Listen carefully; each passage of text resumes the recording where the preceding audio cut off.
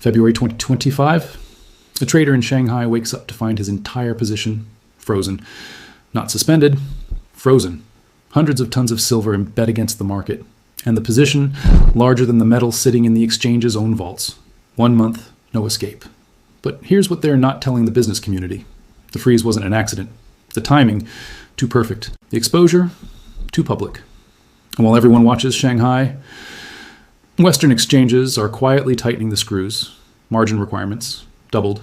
Physical silver vanishing from vaults, and a geopolitical storm building in the background. Someone is orchestrating something. The question is, who benefits when the market can't move? Welcome to John Analyst. If you've spent decades watching markets, if you remember when financial news came from newspapers, not notifications, then you understand something most don't. Real wealth isn't built on hype. It's built on understanding the structure beneath the surface. This channel exists for serious minds, business professionals, those who've seen enough market cycles to know when something doesn't add up. If that's you, if you value analysis over entertainment, do me a favor. Click that subscribe button, not because it's trendy, but because you recognize quality when you see it. And tell me, where in the world are you watching from today? New York, London, Mumbai, Singapore? Drop your city in the comments. Let's see how far this reaches. Now, let's get into what's really happening in the silver market.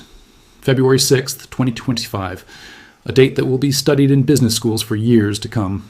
Not because of a crash, not because of a rally, but because of something far more unsettling. Silence. On that day, the Shanghai Futures Exchange did something it rarely does.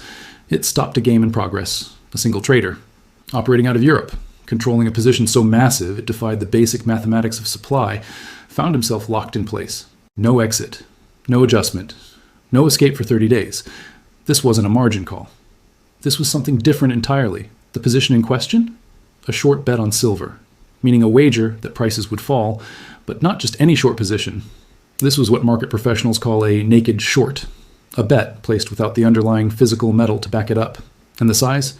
Reports indicate the position exceeded the entire reported warehouse stock of the exchange itself. Let that settle for a moment. A trader had bet against more silver than the exchange actually had sitting in its vaults.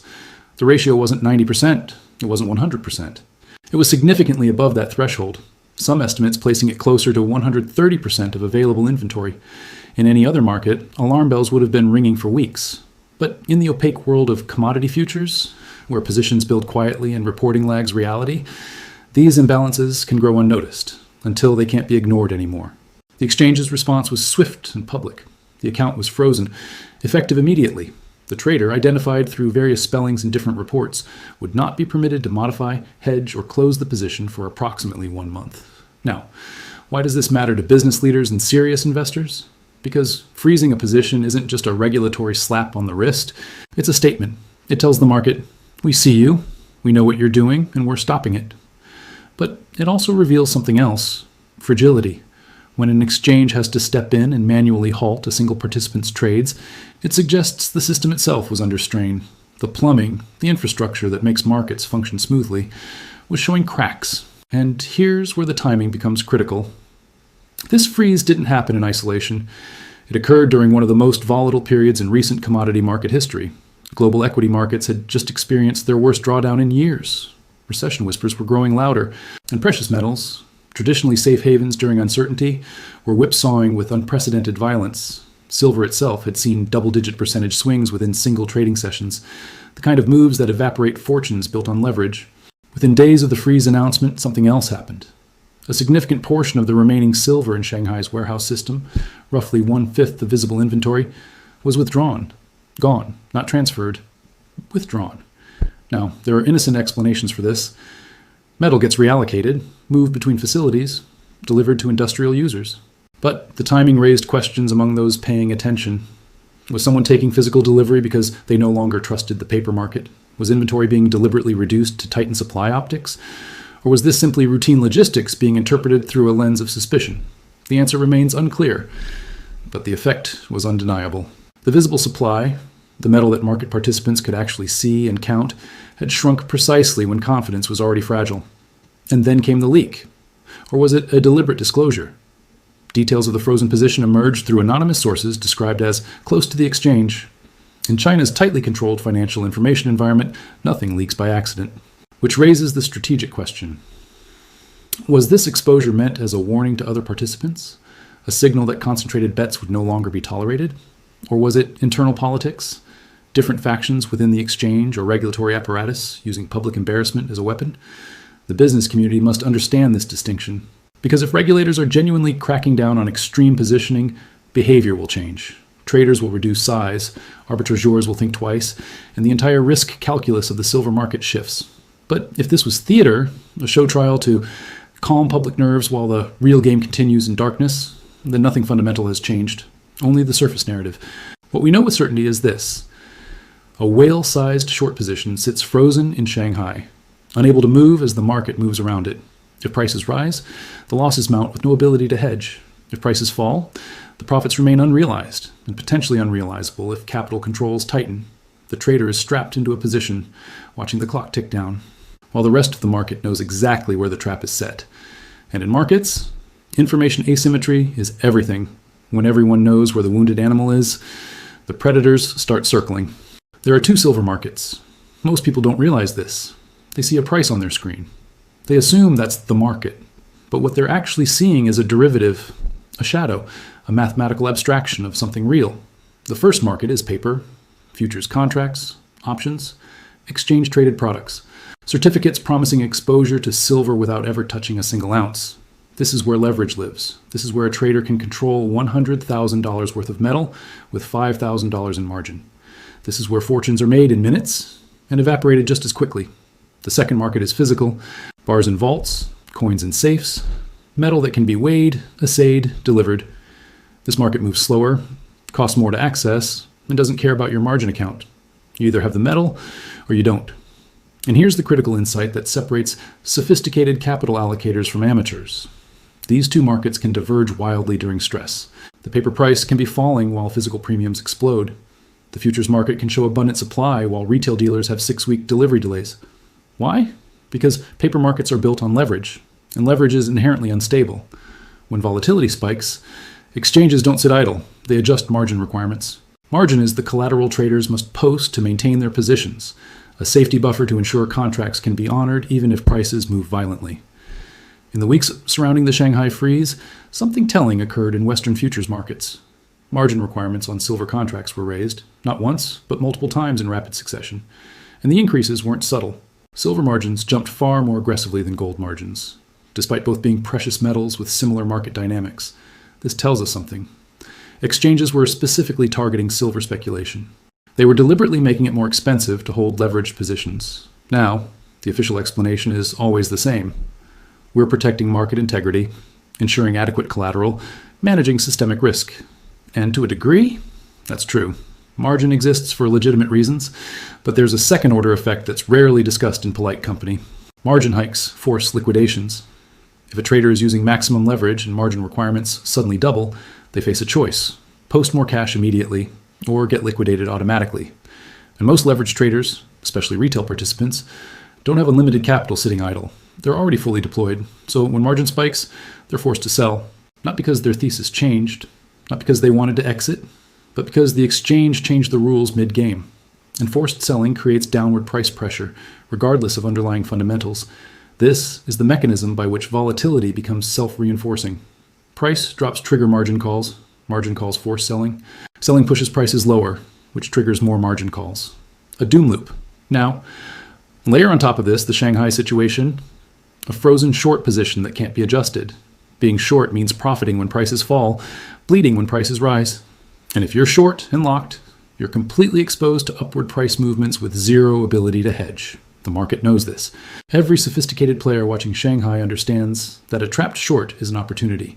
If enough buying pressure emerges, if physical tightness becomes undeniable, the squeeze dynamic activates. Prices rise, the frozen short bleeds, and the longer it's trapped, the more pain accumulates. But here's where it gets complex.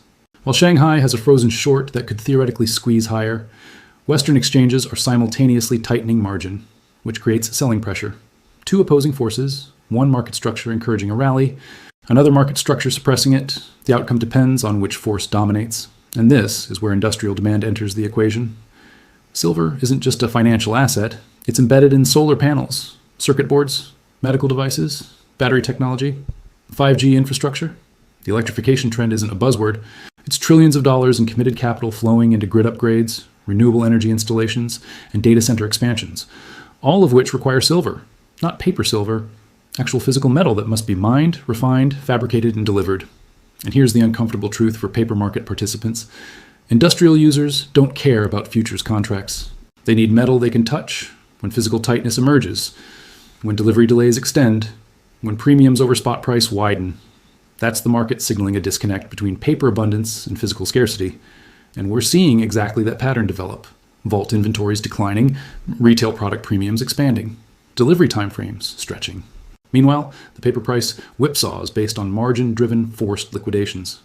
The Shanghai trader at the center of this freeze reportedly profited enormously during a flash crash. Estimates place the gain in the several hundred million range. Currency unspecified, jurisdiction unclear. A short position profits when prices collapse.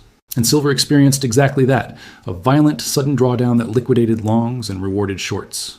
But unrealized profits are just numbers on a screen until they're banked. And if you can't close the position, if regulators freeze your account, if capital controls prevent repatriation, then those profits exist only in theory. This is the jurisdictional dimension that rarely makes headlines. Money moves freely until it doesn't. Borders are invisible until they become walls. And a trader living in Europe with frozen profits in China is learning this lesson in real time. The question isn't just whether the short position will be profitable, it's whether those profits can ever leave the country. Markets don't exist in laboratories. They exist in the real world, where wars start, governments fall, and currencies collapse. And February 2025 was not a normal month. While traders obsessed over Shanghai's frozen silver position, something far larger was unfolding in the background. The global economy was showing fracture lines. Recession wasn't a distant possibility anymore. It was a present conversation among central bankers, treasury officials, and corporate boardrooms. Equity markets had just recorded their worst performance since the financial crisis. Not a single-day crash, but a grinding, relentless drawdown that eroded confidence systematically. The kind of decline that makes institutional allocators question everything. And when confidence breaks, capital seeks safety. Historically, that safety has three addresses: government bonds, gold, and silver. But here's where 2025 differed from previous cycles. Bonds weren't safe anymore. Sovereign debt levels had reached peacetime records. Interest coverage ratios were deteriorating. And the whisper in treasury markets was getting louder. Who's actually going to buy all this paper? So capital that would traditionally flee to bonds found itself with fewer options, which intensified the flow into hard assets. Gold responded predictably, climbing steadily as fear mounted. But silver was behaving erratically. One day up 12%, the next day down 15%. The volatility wasn't a bug, it was a feature of the leverage embedded in the market. And then geopolitics added fuel. Reports emerged of escalating tensions in the Middle East, specifically involving Iran. Advisories were issued. Diplomatic personnel were repositioned. Military assets were moved. Whether these warnings represented genuine imminent conflict or strategic posturing, the market didn't wait to find out. Safe haven demand spiked immediately. And when safe haven demand hits precious metals, the reaction is often irrational in magnitude. A headline can move prices 5% in minutes, not because fundamentals changed, but because fear is contagious. Now, overlay this geopolitical anxiety onto the Shanghai freeze situation. You have a trapped short position in an already volatile market. Physical inventory draining from vaults, margin requirements forcing Western traders to liquidate, and now geopolitical headlines injecting additional buying pressure. This is what market strategists call a confluence of forces. Multiple independent variables all pushing in the same direction simultaneously. And when that happens, outcomes become nonlinear. Small inputs create disproportionate outputs. A 2% inventory decline might normally go unnoticed, but during heightened sensitivity, it becomes a headline that moves markets violently. There's another dimension few are discussing openly, the strategic materials conversation. For decades, commodities were viewed purely through supply-demand economics. But the pandemic and subsequent supply chain disruptions changed that calculus fundamentally. Governments began viewing certain materials not just as economic inputs, but as national security assets: semiconductors, rare earths, lithium, and yes, silver. When a metal is critical to defense systems, communications infrastructure, and energy security, stockpiling becomes policy. And when stockpiling becomes policy, price behavior changes. Because governments don't buy based on quarterly earnings guidance, they buy based on 30-year strategic horizons. China has been particularly aggressive in this domain, building reserves across multiple commodity categories. not for immediate industrial use, but for geopolitical optionality, the ability to withstand sanctions, to pressure trading partners, to maintain production capacity even if external supplies are cut. Silver fits this framework perfectly. Essential for electronics, solar technology, military applications, medical equipment. Losing access to silver isn't just economically painful, it's strategically catastrophic. So when inventory starts leaving Shanghai vaults during a period of market stress, the question isn't just who's buying, it's why are they buying now? Is it industrial hedging against future price increases? Is it financial speculation on a short squeeze? Or is it strategic accumulation by entities that view commodities as geopolitical chess pieces? The answer likely includes all three. But the third motivation is the one that changes long-term market structure. Because speculators eventually sell, industrial users consume and return to the market. But strategic stockpiles, those disappear from circulation for years, sometimes decades. They become dead weight, removing supply from the market permanently until policy objectives shift. Now consider the liquidity implications. Silver markets are smaller than most people realize. The entire annual mine supply globally is measured in billions of dollars, not trillions. For context, that's less than the market capitalization of a single large technology company, which means the market can be moved. Not easily, but it's possible. And when you add derivatives on top, when paper claims exceed physical supply by multiples, the fragility increases exponentially. This is why the Shanghai freeze matters beyond one trader's profit and loss. It revealed how concentrated positions can grow to systemically relevant sizes. It demonstrated that exchanges will intervene when threatened, and it showed the world exactly where the pressure points are. In poker, that's called showing your hand. And once your hand is visible, every other player adjusts their strategy accordingly. The trapped short in Shanghai isn't just a position anymore. It's information. And information, in markets, is often more valuable than capital itself. What happens when the freeze expires in 30 days? Does the trader immediately close and accept losses? Does the exchange extend the freeze if volatility remains elevated? Do other participants attempt to push prices higher before the expiration, forcing maximum pain? These aren't hypothetical questions. They're strategic calculations being made right now in trading desks across 3 continents. And the outcome will tell us something profound. Whether markets are still functioning based on supply and demand, or whether they've become arenas where regulators, nation-states, and concentrated capital fight for control. The next 30 days will not be ordinary. They will be a stress test, not just of silver markets, but of the entire commodities infrastructure that underpins global commerce. And for business leaders, entrepreneurs, and strategic decision makers, this period demands attention, not panic, attention. Because what happens next in Shanghai will establish precedents that echo across commodity markets for years. Here's what sophisticated capital allocators are watching. First, inventory flows. Every week, the Shanghai Futures Exchange publishes warehouse stock reports. These aren't estimates. They're official counts of registered silver sitting in approved vaults. If those numbers continue declining, if metal keeps leaving the system, it confirms physical tightness. But if inventory stabilizes or increases, if metal flows back in, it suggests the drain was temporary, perhaps even orchestrated for narrative purposes. The direction of this single data point will tell us whether we are witnessing genuine supply stress or manufactured optics. Second, Western exchange margin policy. Margin requirements are published, documented, and predictable until they're not. If exchanges continue raising collateral requirements on silver contracts, it signals ongoing concern about volatility and systemic risk. But if margins stabilize or even decrease, it suggests authorities believe the worst is behind us. Watch the gap between silver margin increases and gold margin increases. When silver-specific margin rises disproportionately, it's a targeted intervention, not a broad market cooling measure. Third, the freeze itself. Will Shanghai maintain the full 30-day lockdown, or will authorities quietly lift restrictions early if markets stabilize? An early release would indicate the freeze was purely tactical, a circuit breaker to prevent immediate chaos.